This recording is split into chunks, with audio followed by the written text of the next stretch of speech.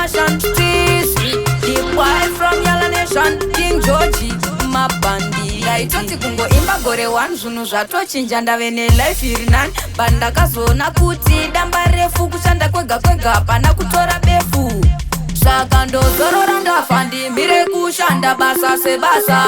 Kushanda kwese kwandiri kuita pane something chandiri kuda kuachiva. Ini ndozorora ndafa ndimire kushanda basa sebasa. Kushanda kwese kwandiri kuita pane something chandiri kuda kuachiva. Zvinhu zvinotanga zviri palonda itomboimba tumabhiti twemaoko, but mazuva ano ndava kurova mukomastizi. Kushanda kwangu kwatozounza chenji. Mwanakomana shanda usanete, usadhipe Mwari pfugama unamate. Satadziswe kushanda nasamwani, zvinhu zvinosiyana kova nemabhucha kwedu tine mihombere gadheni. Saka ndozorora ndafa ndimire kushanda basa sebasa.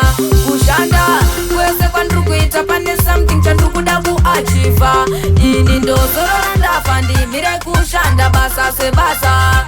Kushanda kwese kwandiri kuita pane something chandiri kuda kuachiva. Vasi vese vanofarira kubudirira kwangu vanganondigunun'unira, asi chandinoziva Mwari muri mutsvairo munzira inenge ine marara. Vavengi pavanouya vachida kundiradzika ndoradzikwa, ndiri wenyu ndongesa mitatu michinjikwa. Ndoziva ndiri mumaoko aMesaya, saka ini handimbobvunzi. Saka ndozorora ndafa ndimire kushanda basa sebasa.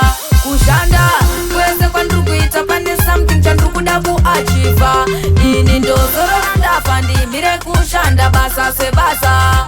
Kushanda kwese kwandiri kuita pane something chandiri kuda kuachiva. Zvinhu zvinotanga zviri palonda itomboimba tumabhiti twemaoko, but mazuva ano ndava kurova mukomastizi. Kushanda kwangu kwatozounza chenji. Mwanakomana shanda usanete, usadhipe Mwari pfugama unamate. Satadziswe kushanda nasamwani, zvinhu zvinosiyana kova nemabhucha kwedu tine mihombere gadheni. Saka ndozorora ndafa ndimire kushanda basa sebasa.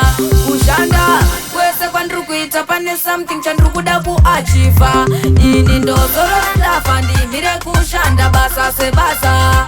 Kushanda kwese kwandiri kuita pane something chandiri kuda kuachiva.